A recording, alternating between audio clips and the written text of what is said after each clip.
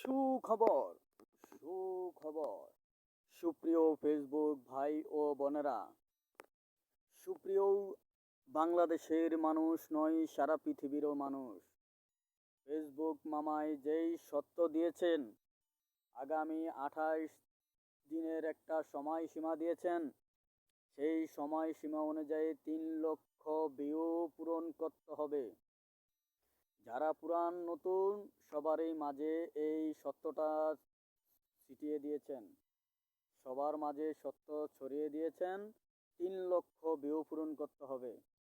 কারো জন্য সম্ভব, আবার কারো জন্য সম্ভব না।